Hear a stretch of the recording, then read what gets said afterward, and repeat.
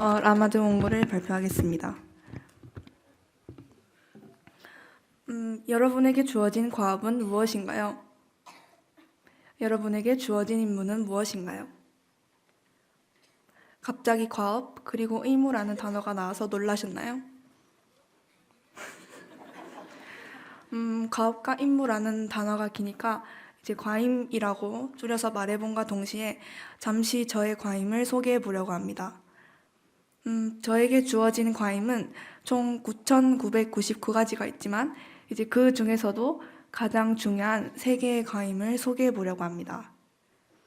첫 번째로는 27기 하약 캠프 참가자로서 이제 최소 라마드 원고 2개를 완성해야 한다는 과임이 있고, 두 번째로는 이제 학생으로서 이제 공부를 해야 한다는 과임이 있고, 마지막으로 세 번째는 이제 교회에서 금요 예배를 드리면서 찬양을 드릴 때 드럼을 쳐야 하는 과임이 있습니다.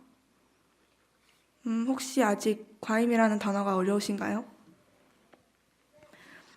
과임, 즉 과업과 임무라는 단어를 사명이라는 단어로 바꿀 수 있습니다. 이유는 간단합니다. 사명의 정의 자체가 주어진 과업, 주어진 임무, 섬기는 일이기 때문입니다. 제가 연구한 본문 누가복음 1장 5절에서 17절을 보면 요한의 사명이 나타나고 있습니다. 앞서 저의 사명 3가지를 소개해 드렸으니 이제부터 요한의 사명을 하나하나씩 찾아가 보려고 합니다. 요한은 남자이면서 제사장인 사가랴와 이제 여자이면서 조금 많이 늙은 엘리사벳 사이에서 태어난 한 인물입니다. 자, 여기서 사가랴와 엘리사벳은 하나님께서 보시기에 의로운 사람들이었습니다. 이 두 사람 사이에서 요한은 그냥 뿅 하고 태어나게 되었을까요? 엄밀히 말하면 그냥 태어나지는 않았습니다. 천사가 사가랴에게 이제 요한의 탄생을 예언하고 난 후에 요한이 태어나게 되었습니다. 본문 1장 13절에서 17절을 봅시다. 내 아내 엘리사벳이 내게 아들을 낳아주리니 그 이름을 요한이라 하라. 뱃속에 있을 때부터 성령의 충만함을 받아 엘리야의 심령과 능력으로 이스라엘 자손을 하나님께로 돌아오게 할 것이다. 라고 주의 천사가 사가랴에게 전한 말입니다. 천사가 사가랴에게 예언한 내용을 통해 우리는 요한의 사명을 알 수 있습니다. 바로 이스라엘 자손을 하나님께로 돌아오게 한다는 것입니다. 이것이 요한의 과임과 주어진 일이라고 할 수 있습니다. 그렇다면 요한은 응애하고 태어나서 이제 이스라엘 자손을 하나님께로 돌아오게 했을까요? 아니면 그렇게 하지 못했을까요? 사복음서 군데군데에서 알 수 있지만 마태, 마가, 누가, 요한복음 이렇게 총 4가지 구절을 통해 알아보려고 합니다. 첫 번째로 마태복음 3장 1절부터 2절 말씀을 보겠습니다. 세례 요한이 이르러 유대 광야에서 전파하여 말하되 회개하라 천국이 왔느니라. 두 번째로 마가복음 1장 9절에서 10절을 보겠습니다. 그때 예수께서 갈릴리 나사렛으로부터 와서 요단강에서 요한에게 세례를 받으시고, 세 번째로 누가복음 3장 3절을 보겠습니다. 요한이 요단강 부근 각처에서 와서 죄사함을 받게 하는 회개의 세례를 전파하니, 마지막으로 4번째인 요한복음 1장 31절을 보겠습니다. 나도 그를 알지 못하였으나 내가 와서 물로 세례를 베푸는 것은 그를 이스라엘에 나타내려 함이라. 이 4가지 구절을 통해 우리가 알 수 있는 것은 요한이 자신의 사명을 이루기 시작했다는 것과 자신의 사명을 이루는 데 있어서 충실했다는 것입니다. 그리고 정말로 확실하게 알 수 있는 것은 요한이 사명을 이룰 수 있도록 하나님께서 인도하셨다는 것입니다. 여러분, 요한이 사명을 이룰 때 하나님의 인도하심이 없었다면 요한은 이 사명을 절대로 이룰 수 없었을 것입니다. 하나님께서 사가랴에게 천사를 보내실 때, 천사를 보내시기 전부터 요한에 대한 사명을 준비하셨고 정하셨고 그 사명을 이루시게 하셨습니다. 그렇다면 하나님께서는 특별히 요한의 사명만 준비하시고 정하시고 이루시게 하셨을까요? 아닙니다. 하나님께서는 이 세상 모든 사람의 사명을 준비하시고 정하시고 이루십니다.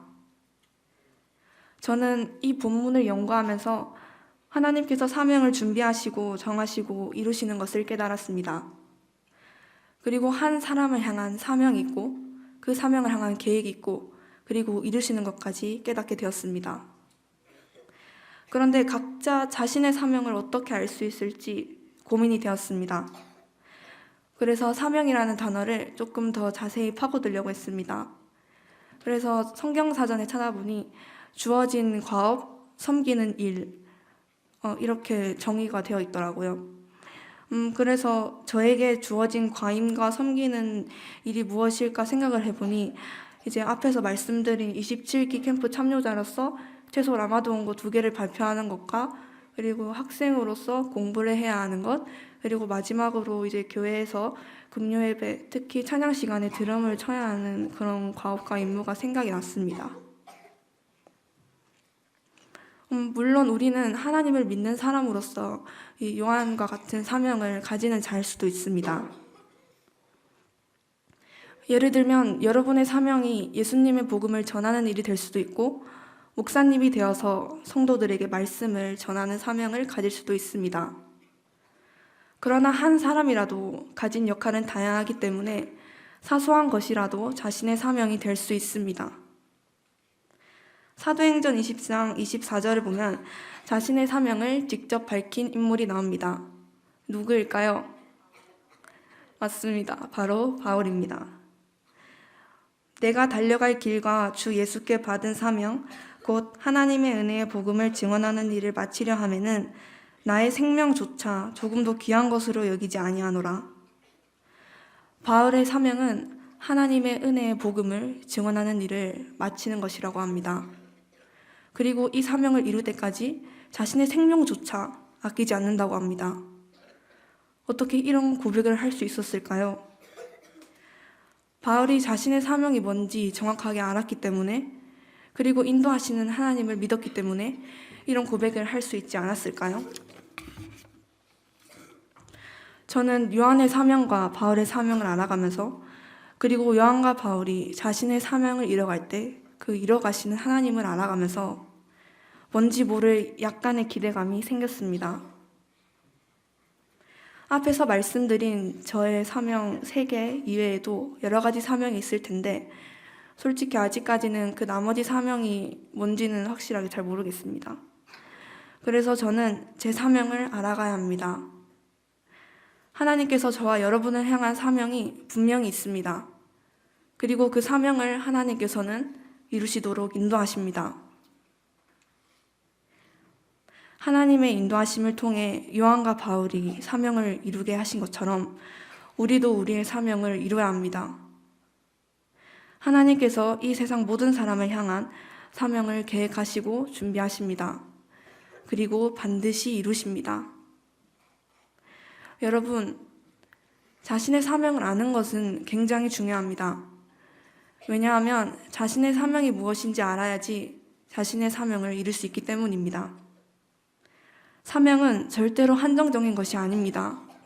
예수님을 믿는 사람으로서, 학생으로서, 자녀로서, 또는 언니, 오빠, 동생으로서 해야 할 과업과 임무, 즉 사명이 있을 수가 있습니다. 요한과 바울이 자신의 사명을 하나님께서 이루어 가심을 믿었던 것처럼 우리도 하나님께서 각자의 사명을 이루어 가심을 믿어야 합니다.